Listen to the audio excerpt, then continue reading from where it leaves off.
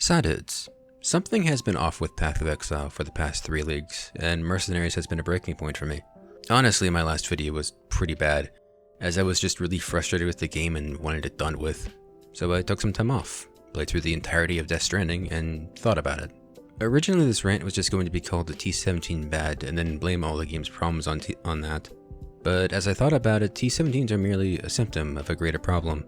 The true issues have been problems that slowly developed over years, and have gone unaddressed or even built upon. But if no one else is going to complain about these, I will. Despite being an ARPG, Path of Exile is honestly closer to a sandbox game. What you do at endgame is very much up to you, and how you play is also your choice. And this works for mostly all content, with some exceptions. This means there is no true ending to a league. You are done with a league when you are done with a league. Some people do 40 out of 40, while some just play the campaign once and call it finished. This is all subjective. This means every player also has a different understanding of what playing a league means as well. You see this a lot in content creators. Some content creators I've seen run on the assumption that it's given to farm a mage blood in a week, and then it's an obvious point of progression that everyone will have. Hardcore players are more focused on surviving for longer, and they're going to base their league progress based on how long they stayed alive, while sacrificing build diversity. None of these playstyles are invalid, they're a means to an end. Juicers chase a mage blood because it's the highest power per slot, and their build ambitions are measured in mirrors. Hardcore players often talk about needing the threat of permadeath for the game to feel engaging. They'll say softcore feels very boring. They need the tension and adrenaline to feel something. While none of these are invalid, they are also not everyone. There are hundreds of different ways to play Path of Exile, but I noticed the greater community seems to think that their way is the only way. This is one of the major reasons I started this channel. My way of playing Path of Exile is somewhat unique, and I wanted to find a like-minded community around it. To me, Path of Exile at its core is a silly build simulator. There is no other game with more skill interactions, more build mechanics, more build diversity than Path of Exile, and it's not even close. In all of my time of playing this game, I have never once played the same build twice. Sometimes the same skill, but always built differently. To me, peak Path of Exile gameplay is Go T16s, with a barely functioning self-made build using mechanics that only a few people understand. I chase the puzzle of the buildcraft, taking a loose idea and trying to make it work into something functional. Sometimes it turns into something amazing, like my 30 charge discharge. Sometimes it's hot garbage, like my recent general Cry Bone Shatter. To me, currency is a means to an end, it's only there to fuel my next build. For me, a good league is a league I end up broke because I used it all. I only really play trade for its access to the obscure items I need. I don't even really like trading, I try to avoid it whenever I can. I craft most of my things by possible. Crafting is a fun puzzle in itself if you know how to do it. I also have a strict policy about how video games are supposed to be fun. That sounds obvious, that's the point of video games. But in practice, I will outright refuse to do anything I don't like.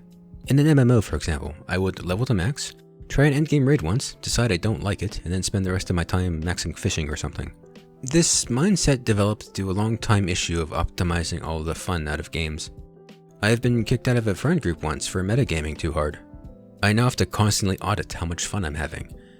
Am I getting too frustrated, or am I spending a lot of time AFK in town? Then I know it's time to move on.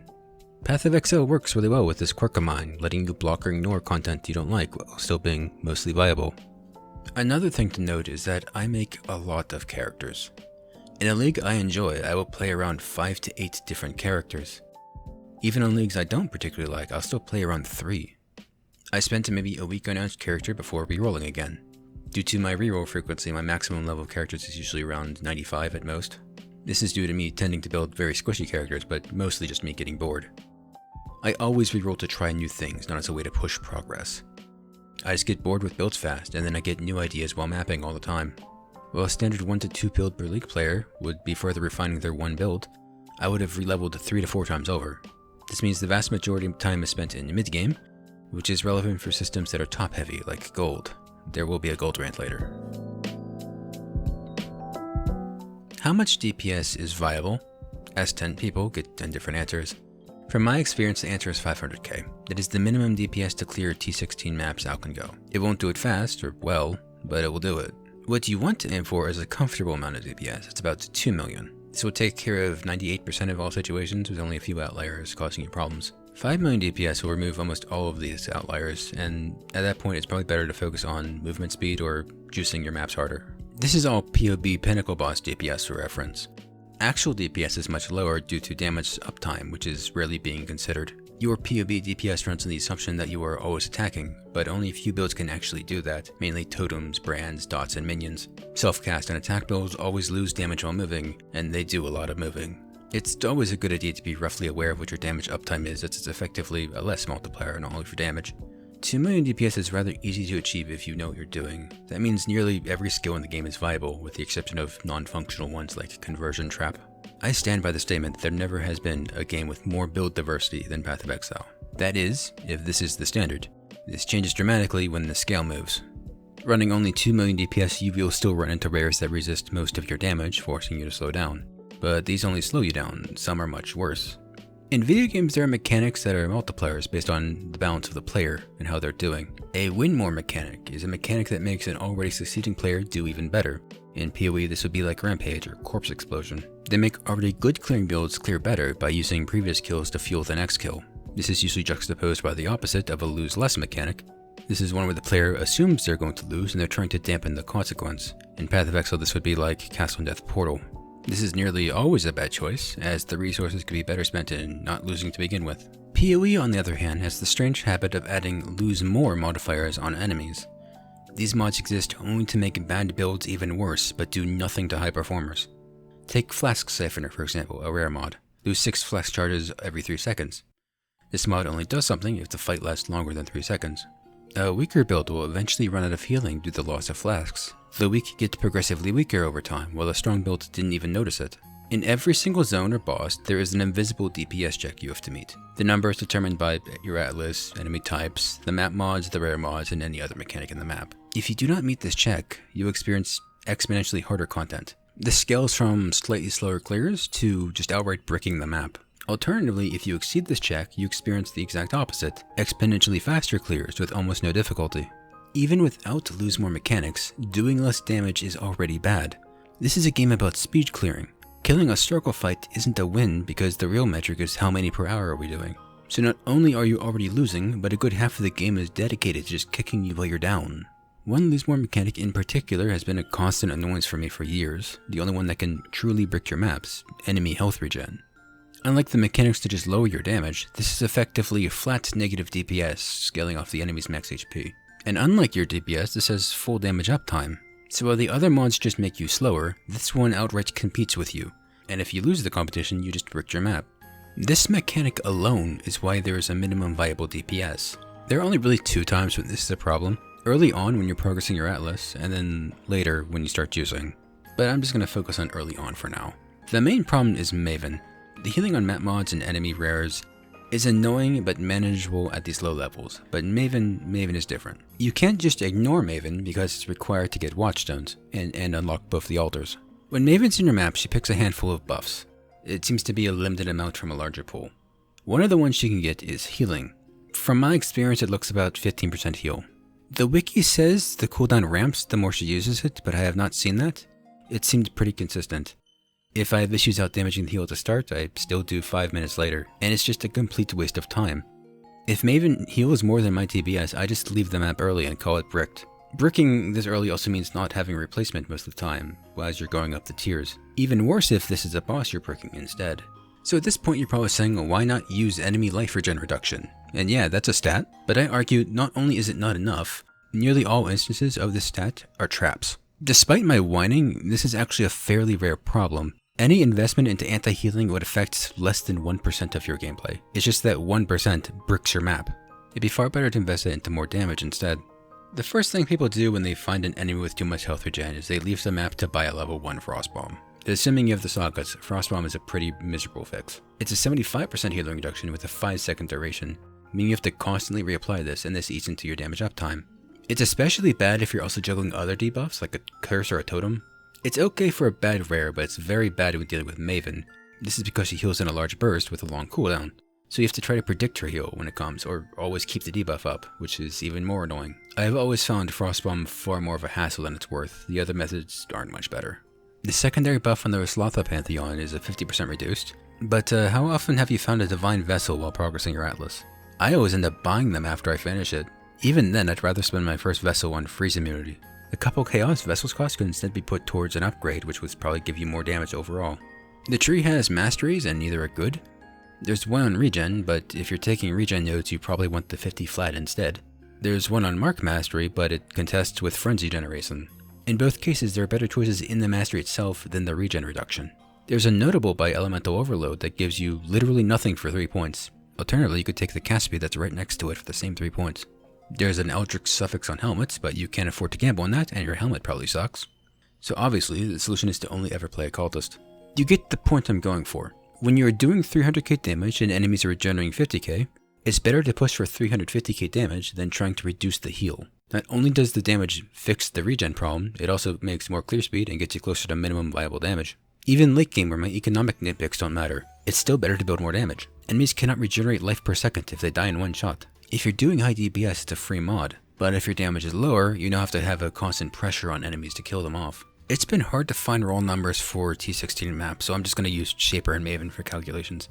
Shaper has 50 million HP, and while I can't find raw data on the heal percentage from Maven, I'm eyeballing it 15%. Her frequency seems random, as she picks a few skills and picks them as she fights at random, so I'm going to calculate once at every 15-second intervals. In the worst case scenario, you need 500,000 more DPS in your Shaper fight if Maven rolls heal. If you're under 500k, your fight is bricked. This one randomly selected Maven buff drastically shifts the viable scale of damage. It's also random, Maven could just not get heal with that fight, and you don't have the problem. Every league start since Maven was added, something I do gets bricked by Maven healing and I just start seething. It doesn't help that the first time you put in Shaper pieces, Maven's enabled by default, so I often accidentally run it Mavened. The fix for this I developed over the years is to see the bit, leave the map, call it bricked, and see if I can buy a damage upgrade, and then just move on. This is a nitpick, but it's a reoccurring one, and it annoys me every single time. There are a lot of map mods, but there's really only 3 types. Difficulty increases, mods that brick you, and free mods. Difficulty ones are pretty obvious. Haste, enemy HP, enemy physics extra. They make the map slightly harder for every build. Mods that brick you are mods that you cannot do. The obvious example is Reflect. You know you can't run Reflect because you die instantly. Less obvious ones are mods that affect a core part of your build. Slower cooldowns for a cooldown build, less aura effect on an aura stacker, reduced regen on RF, and so forth. Free mods do nothing to you and are basically free item quantity. It's the exact same pool as the mods that brick you. I counted the mod pool on PoEDB, and about 40% of all T16 mods fall in this sometimes free, sometimes brick category. The issue with this is that the best way to make maps easier is to make a build that has the most free mods possible. This obviously greatly diminishes the amount of builds you can play, as a ton of archetypes are just disqualified due to map mods. I overtly ignore this, making weird builds that often hit all of the brick mods all at once. This doesn't add more challenge, it just makes it more annoying to roll your maps for daring to be creative. Speaking of rolling maps, the community's solution to this is to use a regex to filter out all your maps. This is not a fix, it's a workaround to a shit system. No one would ever intuit that the best way to make maps easier is to use a regex. Most people don't even know what a regex is. To top it all off, the maps lie to you. The Atlas tree meta for a long time has been stacking modifier effect. Any juicing strat worth its salt takes all of it on the tree. Except for mine, because I just don't care. So that 60% reduced regen map looks manageable, but once you put it in, it goes over 100. All those mods that look like minor difficulty all become major difficulty. You don't think of it much as you roll the map and put it in, but it's insane how boosted these get. This is just bad design. Your map effects should be shown on the maps as you roll them so you know what you're getting into. Funny enough, PoE 2 actually fixes all these problems, with only half the mods adding danger and only the difficulty ones. Ever since the addition of Maven, the only way that devs know how to add more content is just to add more things to it. The problem is everything is designed in isolation, but then in practice haphazardly thrown together. Take Shaper once again, iconic boss fight. You know his moves. When he beams, you step to the side. During balls, you can get some damage in between the waves. And during portal, you can go AFK and make a sandwich. All this is thrown out when you add Maven. Maven's clones don't have the rhythm of Shaper. Parts of the fight that were designed as DPS windows suddenly won't be because Maven decided to add ball clones during the beam. This extra chaos ruins the tensions of the fight, and instead of fighting it like a boss where you read and react to its animations, it becomes just a clusterfuck of random things flying at you. So instead of trying to play the fight as a fight, you just build to account for random bullshit happening. This really isn't that bad for the Shaper fight, because honestly the fight is quite old and we have long since power crept it. Hell, Shaper's just a map mod at this point. But this is a problem everywhere. Take the rare mana donut. Simple mechanic, stand near or far to not get hit. The problem is the mods don't exist in isolation. Sometimes it gets paired with a mod that wants you to move places, or multiple rares appear at once that all have different mods that want you to move. This is made even worse if you decide to play melee and you have to now care about positioning. Or instead of dealing all of that, you just do more damage that you one-shot everything. Juicing has become associated with the idea of just adding more things to the map. We're never interacting with this content, we just want more at once because more is good. This gives us a messy endgame that has so much going on yet so little. Everything's in grayscale or flashing, random effects are happening. Mobs spawn in to die, you click an altar because it pops up, but you have no idea what it did. Altars are particularly bad. There's too much text to read, so you just don't, and you just click it. At most, you look for certain categories to click and ignore the rest of the text. This can either effectively do nothing or brick your build. Super meta builds, instead of interacting with the mechanic, build around the idea of just having all the debuffs on you, further restricting build diversity. One topic no one ever mentions is the soft pay-to-win of juicing. Not everyone is streaming PCs. Every one of my videos, I get comments mentioning my bad frame rate, and yeah, it is that bad. For 5 years now, I've been wanting to upgrade my PC when the prices get better, only for the prices to get worse year after year. But it's not just me. This is a free-to-play game. Who else plays free-to-play games? People that can't afford them, or people with places with a bad economy. The amount of screenshots I have seen in RuneScape mode is the same amount of times I've seen screenshots in ultra-wide. There are a lot more players running lower-end hardware than you think. Go look at the Steam hardware survey. The average PC is pretty weak. Take this scenario. Little Timmy found a game to play on his mom's laptop. It's called Path of Exile. Timmy really likes it, and by following a build online, he gets to maps. Timmy finds this mechanic called Blight. Wow, this is just like that monkey balloon game, Timmy exclaims. He's excited to run his first Blight map, only to have his laptop crash because he put a stun tower next to a freezing tower. A bit exaggerated, but you get the point. Blight is a very easy mechanic and would be good for a new player. But if your PC can't handle hundreds of mobs getting chainset at once, the game just crashes and the map is lost. This whole mechanic is paywalled behind a certain amount of hardware. There's a lot of this in PoE where you can do most of the content, but when you start approaching juiced content or high-end game, you hit the limits of your own hardware. If you have a good computer, you never notice this. Your build becomes the bottleneck on juicing. But for older budget PCs, your frame rate becomes your bottleneck, not your build. The worst offender by far is min-max group play, the things Empyrean's group does. Even their PCs can't handle that, so they use GeForce Now to play instead. This technically turns high-end juicing into a subscription service in some way. By having all new content to just add more things to the map, you are pricing people out of content. Even if their build is good, the game is unplayable at 10 FPS. There needs to be more viable endgame options based around the medium-level pack sizes. In a different multiverse where Sanctum is good, this could have fulfilled this role, but sadly we live in the reality where Sanctum is Sanctum. It also just got nerfed. If Toda still existed, that would have worked. Heist does work, but its profitability has fallen greatly compared to mapping. Oddly enough, for all the shit I've been given Maven, a destructive play atlas actually does this pretty well. Side content in general is not ideal because of a bigger problem, and that is gold. Gold was my breaking point. I could get over other problems, I could even forgive T17s. I cannot forgive the current state of gold. I was one of the few people that hated Settlers League, and the main reason was how gold was done. How gold works is that it converts some of your drops into gold, which scales off item rarity. This means the best way to get gold is to juice maps with Magic Find. Magic Find didn't make this list, but I don't like it as a concept. Something feels fundamentally wrong when a lot of people consider running a gold flask as mandatory. This system is extremely top heavy, with the only good way to farm gold is heavily juiced maps. We've gotten to the point where people are selling gold carriers on TFT or doing gold rotations with all flames. This is the only way to buy gold and to work around if anything. It reminds me of Legion 5-way XP carries. I personally hate carry and leech services in games. I have seen many times where progression is just ruined because a carry service skips people over content they were supposed to do normally. No one even tries to do it proper anymore, they just tell people to buy carriers instead. I see paying to skip content as one of the lamest, most unfun things you could do personally. There is no other way to get a reasonable amount of gold other than juicing. Juicers that have overwhelmingly high amounts of it, while everyone else barely gets enough. Looking back on how I play the game, my constant rerolling means I tend to spend most of my time in mid-game on average. Campaigns generate almost 0 gold, and by the time I can reliably start getting gold, I want to reroll again. For me to get gold to do basic things means I have to do content I don't want to currently do, or have to buy a service which I don't like the concept of. The past 2 leagues both had major bad experiences with gold, and I'll go over them. In Settlers League, I kept having an issue where I was forced back into my starter. I would be working on a second character, and then I would run out of gold. The only way to get more gold would be to switch back to my starter so I can run some juiced maps. And I would do that for a while. And this made me having to keep switching back to my starter to constantly upkeep my gold. I would start a session on the starter to get some gold, and I would do what I want to do. Then after 3 or 4 hours, I would have to go back to my starter again. If I ever took a break or wanted to get some work done, I would have to both start and end my session on my starter. It wasn't just other characters either. If I wanted to do side content on my starter, I would still run out of gold because Heist dropped nothing for some reason. I could only gain gold by juicing T16s to a certain level. And I had to do it on a build I just really didn't want to play anymore. My town wasn't even that big of a drain. I had no mappers, no dust, no metal, just crops and boats.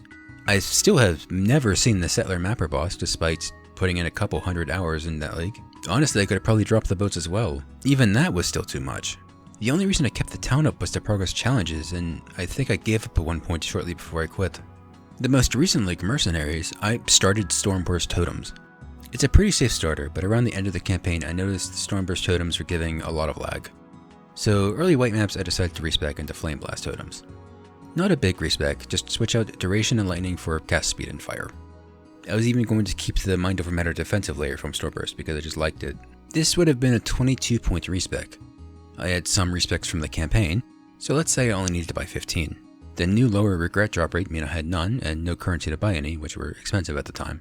These respecs were costing 3k to 5k each, scaling up as I was leveling, but I was getting under 2k gold per map in white and yellow maps.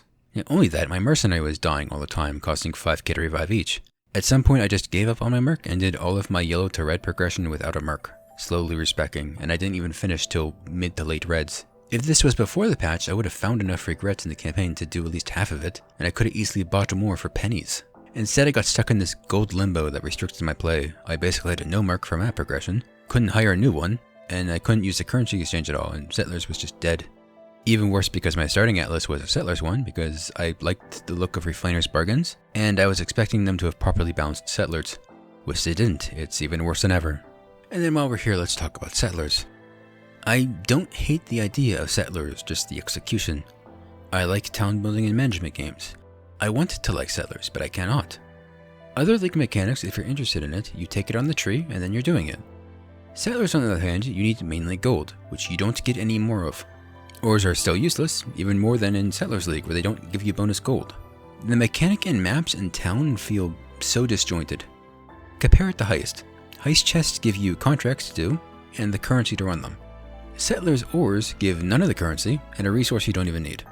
The actual town, I think, has a branding issue, at least for most players, and then not again for the top end. Settlers was sold as passive income over time, but what it really is for most players is a delayed gold sink. You spend an amount of gold, and that returns an amount of shipment value after a certain amount of time. The stat that should matter is not gold drain rate, but instead gold per shipment value, one that is obscured behind a lot of math that no one's going to be bothered to do. With this mindset, you shouldn't care if your town runs out of gold. If anything, you want it to happen faster so you get better returns on your spent gold. This works till someone reaches a point where they can generate more gold than the town can spend. Then it becomes a full-fledged passive income system, and one that only the high-end giga juicers can hit. Settlers in its current state is just a win more mechanic for people that were already winning. Casuals can send out a casual boat. You cannot send out casual mappers. The amount of gold they need is so obscene that most people are just priced out of it. But juicers can do both at the same time, as a free bonus for doing what they were already doing. I'm usually fine with income disparities in this game. I will always take the 5 div per hour strat over the 30 if the 5 is more fun. But with Settlers, the gap keeps getting bigger. Now the 30 div strat is making 10 divs per hour passively as a free bonus, while I still only make 5. I can't even make a passive 1, it's all or nothing. There has been a constant issue with FOMO, fear of missing out, and Settlers because of this. Because you are missing out, literally. I cannot do an entire mechanic unless I do nothing but map one specific way. It's not helping me that the one shipment I did do before unspecking Settlers gave a ninja stand. Now the FOMO is even worse because I know there's profit there. I spec'd out and blocked Settlers after doing the challenges, but then now there's another question. Can you even really block Settlers? You don't get the ore anymore, but that didn't do anything anyway. Gold is disjointed from Settlers and found in map juicing instead. Even if I block Settlers, I'm still somewhat expected to do Settlers. When you're doing anything that isn't generating enough gold, there's just a little voice in the back of your head telling you you're losing efficiency on your town. And that's really annoying. And this is only one of the gold sinks. There are many. Currency exchange is a small gold drain and it's worth the cost. Outside of a few outliers, mainly fusings, it doesn't cost that much. And this is the only gold sink I can't afford. I am priced out of the others. Recombination, a part of Settlers but not really, needs gold and dust. These recombs often need a lot of attempts, costing 15 to 20k each. Dust isn't that big of a deal if I just enchant a few binos, it's gold that's the issue here. If you want to recom, you do it in scale, so now I'm priced out of a crafting mechanic as well. Betrayal can have Prandus and a safe house that lets you buy a unique for gold. This is an even worse version of Prandus back when it was just coins, because you could buy the coins off trade and hopefully not have someone steal your item. But now if you get a good item and you don't have gold, you're just screwed. It's probably better for my mental state to not even check it, because I am going to miss out. The biggest problem with gold is there's one gold source and many gold sinks. The singular gold source is not one game mechanic, but rather heavily juiced high-end maps with magic find, which not everyone wants to or can do. Side content is completely screwed. In Settlers League it was penalized for some reason.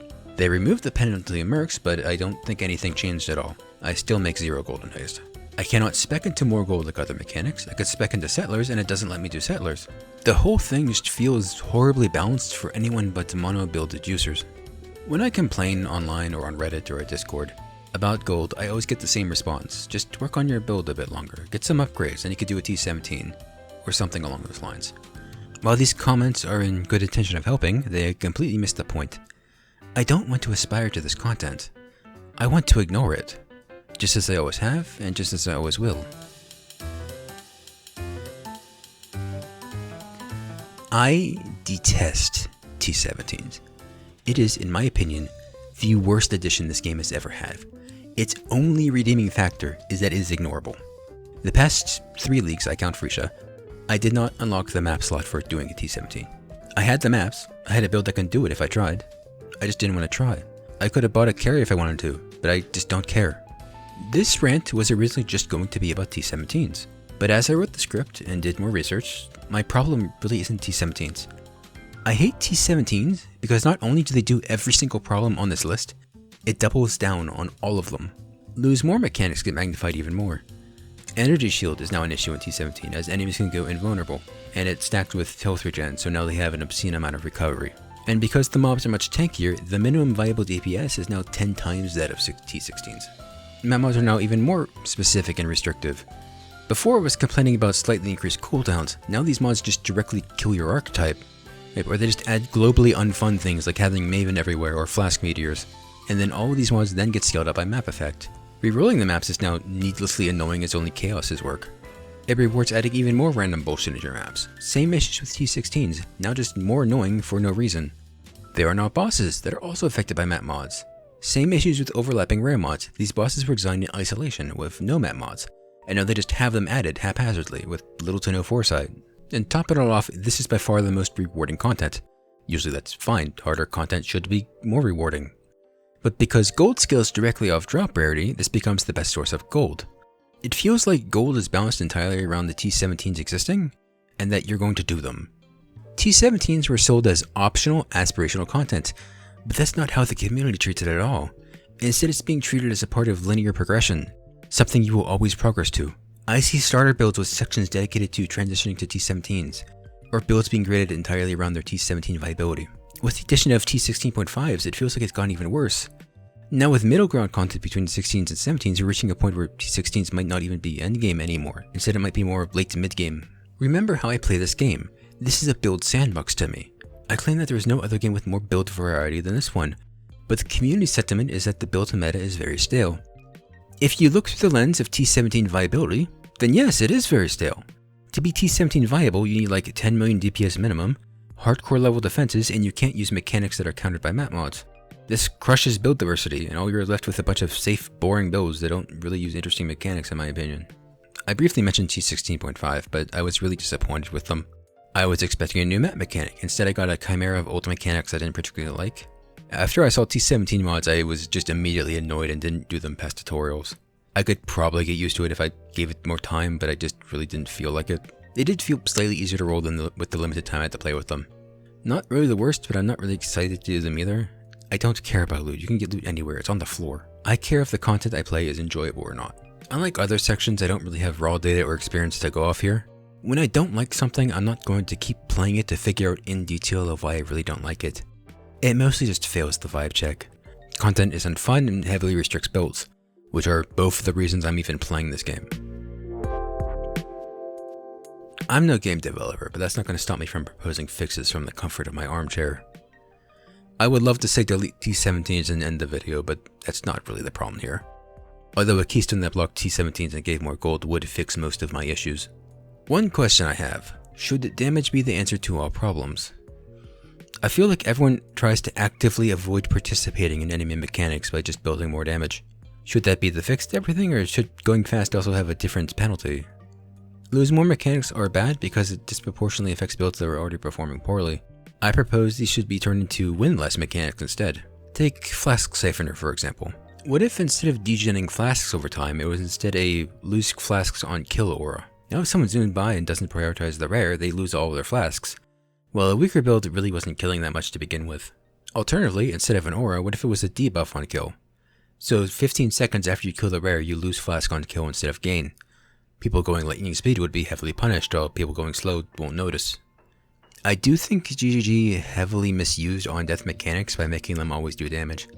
All it did was put degen puddles on top of the loot you wanted to pick up, making it just annoying. Damage and slow mechanics should just be off the table for on-death effects, they're just unfun. But I think use of them with dynamic debuffs could add some variety to gameplay.